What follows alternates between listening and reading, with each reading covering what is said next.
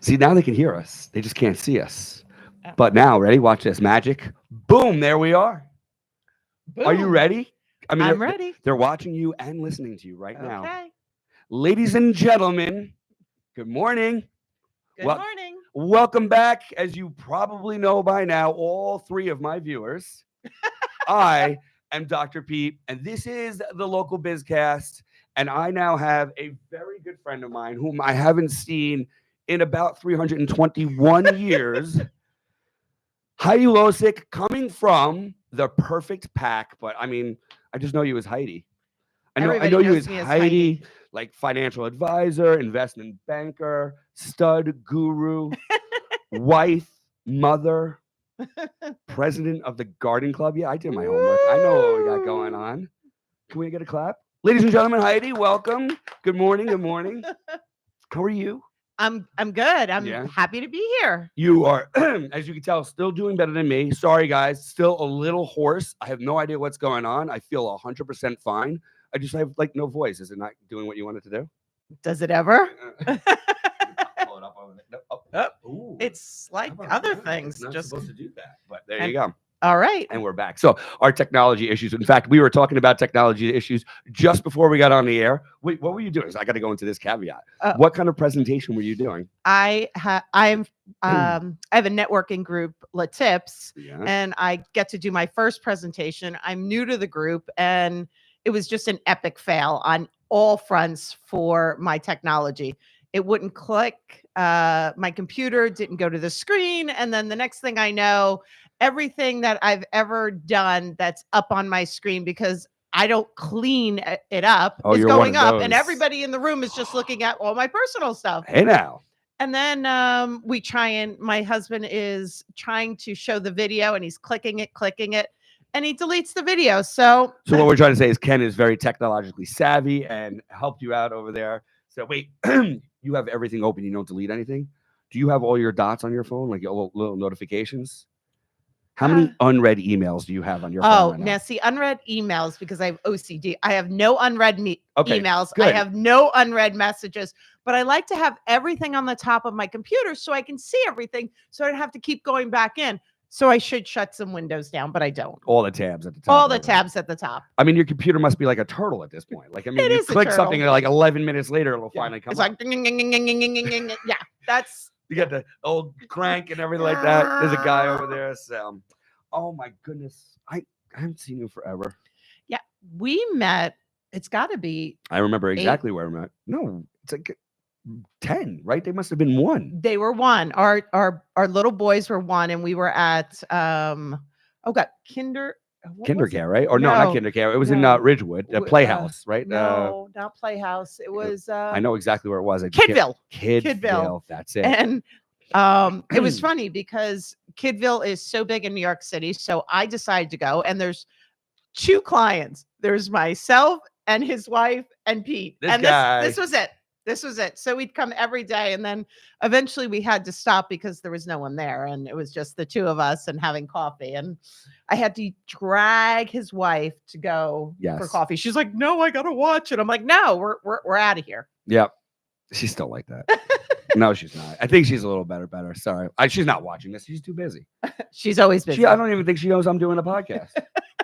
I'm like getting some views here. We're getting a little bit of traction. We're trying to help the community over here. And my wife doesn't have a clue. She's a very supportive wife. Very supportive. But this is not about me because, I mean, yeah, I don't even know how you even got into this. So we'll start because people want to know. I want to know your back. Don't mean, all right, Perfect Pak, whatever. I'm just kidding. We're going to obviously here to talk about that. But I like the journey. I like the path and how you came from, what you came from. Because you're a finance girl. You're like a type A, going to rip your head off. Like, I mean, first off, tell us a little bit about that. Like, you were doing that for 25 years? 25 years. I was. You were like a rookie at that. Like, I mean, yeah. you were just getting started. Just getting. Yeah, and I mean, obviously, it was a horrible time to be in investment banking when you were there. Kidding me? Unbelievable. All right, so tell us about that a little bit. So I've been in the financial industry since the early 90s, and then I finally stopped being a financial advisor and did some investment banking, and then took a quick hiatus to raise my son And then one day my girlfriend called and said, I have a job. I can't do it. Can you possibly downsize a couple in New York City? And I said, why not? Wait. What? I mean, come on. Like, she's calling you not to ask you to find somebody else to No. do this. She's calling you Yeah. with your background in investment banking and finance to come and downsize a couple from New York City. Yeah. And then, of course, you said to yourself, yeah, of course, that's me, That obviously. sounds fun. Let me try that. Okay. Got it. That was, I was like, well, I mean, I'm just sitting at home. I should do something. So all of a sudden I was like, I can do that. So the next thing I know, I'm in New York City for 2 straight weeks, downsizing the cutest couple, Betsy and Mickey. And Mickey was like brilliant, but he had dementia. So that was a little challenge in itself. But I learned a lot. And from there, I just I bounced from one job to the next. But I realized I couldn't be in New York City anymore. It was tough. 3 to 4 hours commute, working 10-hour days. So I'm working 12, 14-hour days, and it just was getting exhausted. And I also have a child at home. So I had to. And we're not 20 anymore. And we're not 20 anymore, not even 22.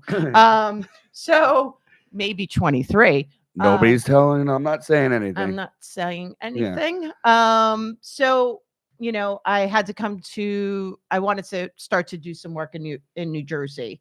So I finally decided it was time to realize I actually live in New Jersey because I kind of haven't. You're a New Yorker. I know. Born and bred. I am too. Like, I'm sorry, I feel bad because I know it's a Jersey podcast, but when you're born in New York and you grow up in New York, when you go on vacation around the globe, even though I've been here for now 20 something years. Wow. Where are you from? I'm from New York. Sorry, Jersey. I'm from New York. Yeah. I get it. But so you gave in. I gave in and I started to try and develop, start all over and develop a business in the Bergen County area. I did some jobs in Florida. I've done, this type of stuff, the downsizing. No, that was unpacking. So I pack, I unpack, Is that what the job in New York City was? No, you had to downsize. I downsized, but they were moving from their apartment in New York to their country home. So they had a lot of the same things. So you have to kind of just look at what they have, put everything out and try and help them purge is my big word, because we can't take one thing that you have 2 of at your next place. Right. Because if I don't downsize you, instead of having 50 boxes, you'll have 250 boxes and you're never going to open them. You get through about 50, you get tired and you say, you know what, I'll come to it another day. And it's 5 years later, you still haven't opened the boxes. I have 2 boxes downstairs. I moved into the house in 2009. Exactly. You can put them at the curb. You don't know what's in them. It shouldn't matter. And yet I still look at them. I'm like, maybe I'll use that. It's 15 years. Yeah, you're not going to. I'm not going to do that. You're not. I'm doing better, but I'm not as good as you. Because come on, we talk about OCD, ADD, perfectionism. You might have a new partner. I'm not gonna lie. I mean, you would be perfect. Oh my God. I'm like, I got the itchy. Yeah. I gotta clean something right now. Cleaning, whatever. We like to make organization everywhere. It doesn't matter if it's in our personal life, in our friendships, got to have it organized. If things are getting stressful, if there's anxiety around, if wherever it is, all I need to start cleaning. I need to just start moving things and getting it perfect. And like, my team over here, they know I'm crazy and I need things to be perfect. And that makes it a little bit more calm for me. Yes. So. If there's clutter is in the mind. It's not so much the physical, it's in your mind. But when you see it, it makes it 10 times worse. And it just kind of morphs. And then people become paralyzed because they don't know where to start. And I always say to people, like, instead of, saying, I'm going to do the whole room today, just or the house. I'm going to get the whole house done. I'm like, you're not going to get the whole house done. Take one room and don't think you're going to do the one room in one day. Take an hour and just take a section and do that section. Right. And then it's not paralyzing. No, because then you see how productive you just were. Oh my God, look at what I just did. Now it's motivating. It is. You just keep on going. And then you can actually get a room done. Yeah. One room my philosophy is one room at a time. If you do multiple rooms, it's going to be a failure because there's no organization there. And you're also just moving them from room to room. Okay, well, let me put it in here. Oh, and then you get sidetracked like everybody else. And then you start in this room. Right. And then nothing gets done. It makes sense. All right. So tell me how the Perfect Pack evolves into what it is right now. You're in Jersey. You're unpacking. I am doing like it's multifaceted at this point. Like we organize everything: closets, pantries, garages, you name it, we can organize it. And I think organization is, I do like the people to be there because it's their house. It has to be Right. functional for them. Every job is different because every person is different. Makes sense It's to me. not, a lot of people think it's one-stop shopping. It's not. What if you're a family that, doesn't cook? Well, your kitchen's going to be completely different than the one that cooks every day. Your house is a shoeless house. So shoes have to be at the front of the house, not all through the house. So you have to I really take the time to listen to what do they want. That's in any of the aspects of the business. What does the client want? And also, how can they sustain it? I can't leave the house and 3 months later, it's in havoc because I didn't set it up for success. Right. Although that's good for business. It is good for, we do have a maintenance program, which is good for business. Yeah, it is, of course. But So that's one aspect. We pack people for moving. We unpack people. When we pack and unpack, it's so important. And this is the tip. wait, you're giving the trade secrets? I'm giving a trade secret. If we did anything in post-production, I would put like stars and things like flashing. Guys, this is it. This is going to be on your test later. So, but, I get different color Post-its, and every Post-it coordinates with a room. So when the movers come in, they can move it to the specific room it's going to. So when you get to your next destination, you have it in the right room and you're not moving boxes yourself. The other thing is just make notes on it. And so you know what's in there. Maybe you don't have time right away to unpack, but you need your shoes. Well, there's 50 boxes in your bedroom. which one has the shoes? Which one has the shoes? So you just look at it.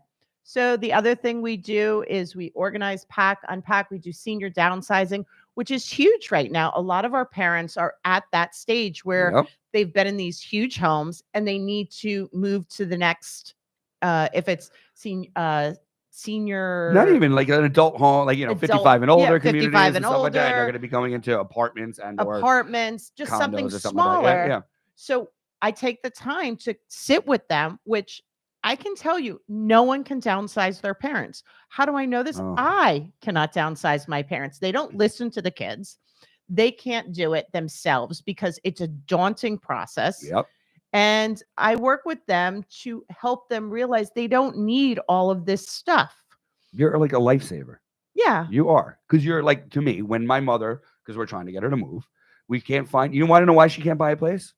The closets aren't big enough. The closets aren't big enough. That's because she can't part with the things, but you need someone to come in to be able to show her, you know what, maybe you don't need this. Maybe this is tired. Maybe this, you're not going to wear again. My mother's a princess. She's a princess. You are hired right now. Because I'm locking you in at whatever price it is right now. Because when we do finally get out of there, it's going to get a lot higher. But that's a huge thing. You're 100% right. I can't. My mother doesn't listen to me. I've been a physician for 21 years, and I'm still 5-year-old Pete. So it doesn't work. It doesn't matter. I know nothing. It doesn't. So, yeah. Friends, family, those are probably the toughest. But family is absolutely the toughest. Yeah. We also do something which is nesting when someone's having a baby that they want to get the room all in order. Or we do something called grievances, which is I saw that on your thing. I didn't know what that exactly was. Grievances is quite interesting. When someone passes, it is so hard to part with their things. It's the guilt. It's all the emotions that come with it. Yep. But the longer you hold on to it, the more likely you're going to have it forever. Got it. And it's not good for you to constantly be looking, if it's your spouse, his pants every day. It's a constant reminder. I'm not saying to not keep anything, right? But let's just kind of get some of it out. A semblance of, I get it. That makes sense. So. And you stage too? Is that what I saw? We do a little staging in terms of we try and go in and help people, not on the level of bring furniture in. We just use whatever is there, right, which is beneficial for them. Not everybody can afford to bring in all new furniture. So I go in and I can look at a place and say, okay, let's move some furniture out. Let's take some furniture out to make it a little more spacious. Most importantly, let's clear the counters in the kitchen. Right. Nobody wants to see clutter in the kitchen, the bathrooms. They want to see clean space when they walk in. You want to imagine, what would you like the house to look like if you were buying it? Right. You want it to be your house. You want to have an empty canvas to look at it. Absolutely. Yeah. All right. Makes sense. How did you come up with this? Just from downsizing? How did this evolve into all these different facets? I don't, with downsizing, it's everything stems around organization. Okay. But you can just take different parts of it. We started with senior downsizing, which is really senior downsizing / moving. Yes. So we've moved people in, and my dream is like when I can actually pack them up and they're going not too far and I can unpack them, because I have everything ready to go. I've already purged them. I have it organized, ready to get into the new house. You can see the new house. Like when we redid our kitchen, for example, right? Everything is empty. Everything is perfect. I don't know where to put anything. Why would I put stuff here? Where are we going to? And I'm still now 10 years later. Damn it, this stuff is not in the right place. Sorry for cursing, guys. Well, you know what I do think is, like, when I'm doing a kitchen, one of the most important things is, with my OCD, you would love this, a labeler. That is my best friend. Take a look at my cabinets out here in the office. If I can't tell you, like, almost every single little thing, like, why would you put pencil, pen? I like that. People like us, we get along because, we need everything in its perfect place, labeled, saying like, okay, this is where your snacks are. It says snacks, rice, snacks. But people, it's great. Like, a lot of times I'll do like a great grab and go section for the kids. Right. And they just open it up and all their snacks are there, and they actually buy into it. They want to come home when their mom goes food shopping and put their snacks away. Getting involved, getting the kids involved. It's so important. Yeah. Like, they want to, kids want to be involved. They don't want to it's their section. So that's, kind of it too. All right, I got to ask this question. Out of everything you've been doing, what is your feedback? What is everybody's favorite thing that they didn't realize it was going to be? Like, oh my God, Heidi did this. I freaking love it. What is, have you gotten feedback like that? It's a lot of what people didn't realize that you would like, oh my God, she did this. Okay. So a couple things. One is when I'm doing the closet, they're like, oh my God, I know where everything is. And I can, oh my God, I found something I didn't even know I had. So it's like the revelations of where things were that they never knew they had, but they really love them, but they got pushed so far back in the closet. Or I didn't expect my basement to look like this. I mean, everything is labeled. I mean, when I'm pulling out for the holidays, I know exactly what's in every bin. So people get like, it's just, I can't, because I'm just so like you. And of course, putting the Christmas stuff away, this Jewish boy had to put the Christmas stuff away just a couple of weeks ago. And I have to relabel every year, cross it out. This is the Christmas tree lights. This is the Christmas tree ornaments. And I know exactly what's going to happen next year. I'm going to pull that out. And it's really satisfying. Well, you have such a good job. I quit everything. Guys, I'm out. I'm now packing. I'm packing and organizing. Well, I have a new person in my business called Dr. Pete. There you go. He's coming with his labeler too. It is so right up my alley. It is unbelievable. And in the fact that you get to take something that is so up your alley and then make that a career and a successful business, because there is a need for this. There is a need for it. And, like, people they can't get past, just getting rid of stuff. That's really probably the biggest thing. They're like regaining their space, like they couldn't see to the shelves. Now I've taken everything out, put it in a perfect place, and you see straight to the shelves because you've gotten rid of things that, like, oh, I moved into the house, but I never got rid of it. And I'm like, you're there 15 years, The red button-down shirt that I hadn't worn in 11 years. I'm like, I'm going to wear it sometime. I know it.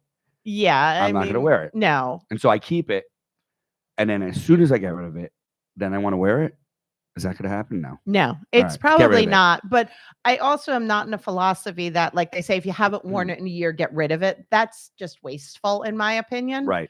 You may not wear it this year. It may not be you may not feel it. You may be you may have put a little weight on, but maybe next year you won't be the same weight, especially like with women and their expensive clothes. Ugh. Why would you get rid of something? You may get back in it. But now you're just enabling my mother. Thank you very much. We're never gonna get rid of this stuff. You can't do that. That's not fair. His mother's never moving. She's got to move. We got to get her out, guys. Yeah, I know this is about Heidi today, but if you have a place for my mother to go, please, we got to get her out of there. So. Lots of closets. Mm-hmm. Has to be lots of closets. But all right, we talk about a lot of things. You're struggling some challenges. Time management. Time management is probably, one of the biggest. You want to be the best at everything. You want to be the best mother. You want to be the best wife. You want to keep your house. You want to be a business owner. And all of a sudden you realize you're stretching yourself thinner than you could possibly stretch yourself. And then you say, I can push through. I can do it. And the next thing you realize, like, you're crippled because you just can't do it anymore. And, we talk about before we got in, like, what do you wake up in the middle of the night with? And I'm like, Right. You wake up and you're like, I should be on social media. I should be doing more marketing. I should be doing networking. Oh, why don't I have more clients? And you need to sleep. Yes. But it prevents you from sleeping. It prevents. Did you have the same time management issues that back when you were doing finance or no? No, I didn't have a child. That's it. The child kind of. So 18-hour days were no problem. Whatever. Get in, just don't go home. Yeah. I'll just keep on going through. Yeah. But you want to, you have a young child, like, we both have an 11-year-old. Yeah. And you only have them for so long. I always say they're on loan to us. And then, they go out into the world, and then you have all the time in the world. Of course, our timings don't always meet. So we, Kelly's friends, they had kids when they were like 20, 21, super early, right? So now they're only like 42, but their kids are gone and they're 42. I'll be 102. That's exactly what I said. I'm like, now, I don't know if I would have sacrificed my 20s to have kids, but now they're in their 40s and they are like ripe. They have money and they're fit and they're ready to rock and roll and they're off gallivanting. And I have an 11-year-old. So yeah, I'll be 84. They'll be out of the house. I'll have a little bit of money, but I'll probably have a fake hip.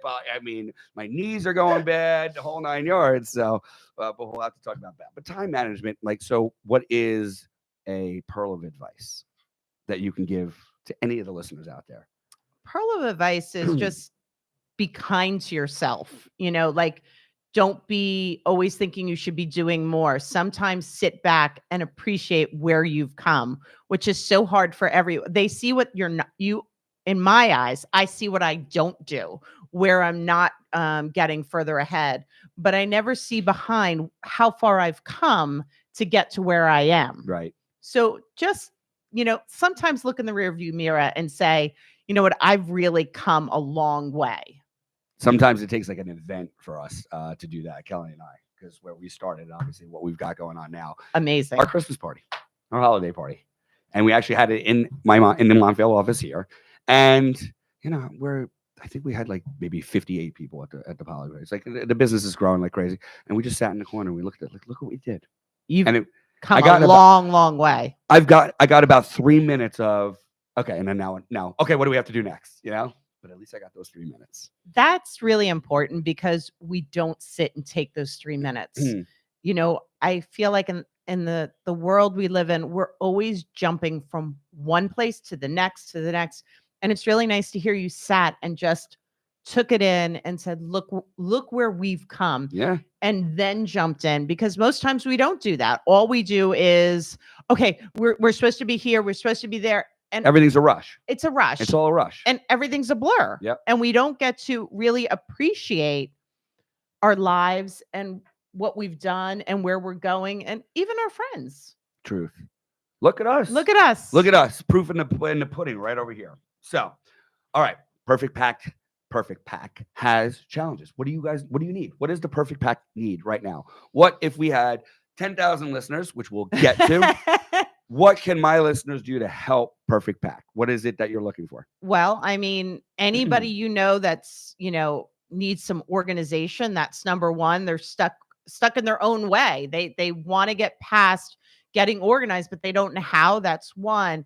Maybe you know someone that's moving or moving in. That's another great thing for us. And lastly, Oh, senior. the clean slate. That sounds like my I favorite thing. love a clean slate. I feel like that would be like my part of the business if I came in Yes. over there. I'm like, all right, I'll take all the people who are moving in, clean slate. We get to start like fresh. Well, even like when we're organizing, an important thing, just a sidebar here, is when we take everything out of the cabinets, we don't put it back in until we clean it, No, which well, is important. You got to clean everything. you don't keep the dust and the No. crumbs still in No, there? I Really? got my little vacuum? Ryobi, I'm Oh. vacuuming, then I got the bleach. Look at that. We out. just got a little project, product. Oh, What you call it? yes. What's it called when movies? Plug. Plug. Yeah, We got a sorry. product Oh my God, plug. yeah.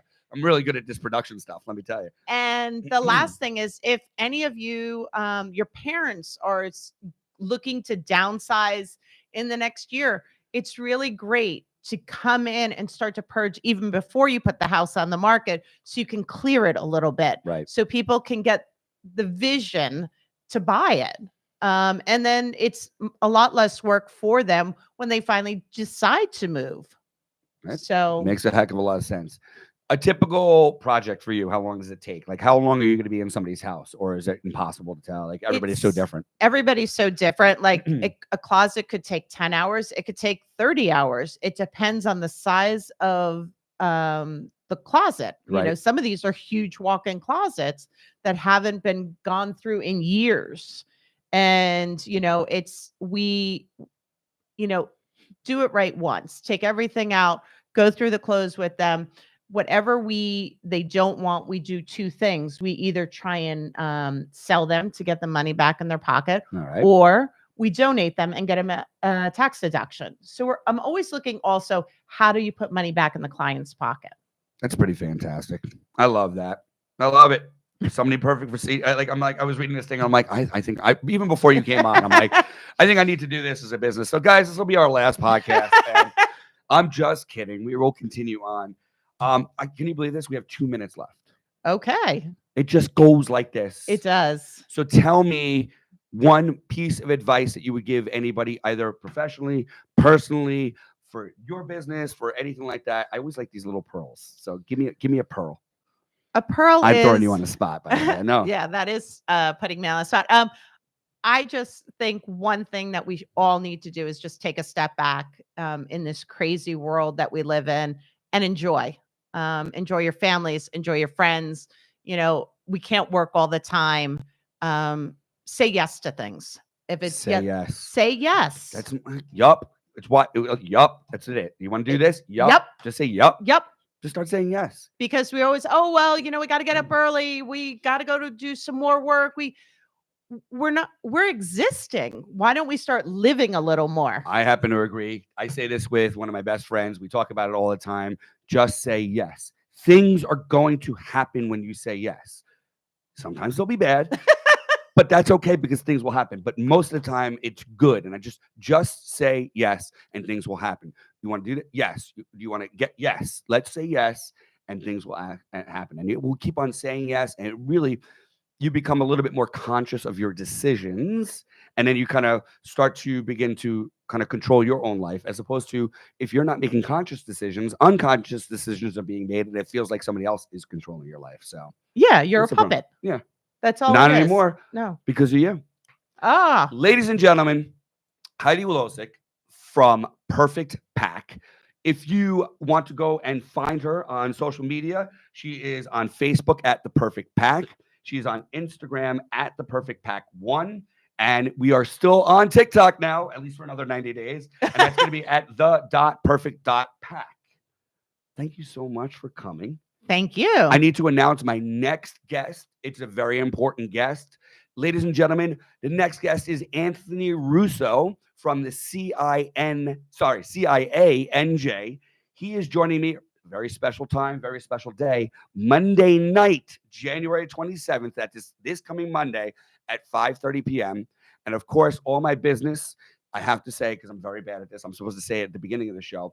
If you like the local Bizcast, if you want to be on a local Bizcast, go to our YouTube page, go to our Spotify page, hit like, hit subscribe. I'm supposed to point at things, right? That's what people do on social media, like with the Perfect Pak, organize, declutter, downsize. But local bizcast on YouTube Live and Spotify. Ladies and gentlemen, Heidi, thank you so much, everybody. Thank were you so much for fantastic. me. Was it fun? Oh, I Would had you a great recommend time. this to a million other people? I would recommend anybody comes here just to have time with Dr. Pete. Oh, you are so sweet. All right, guys, have a wonderful afternoon. We'll see you guys.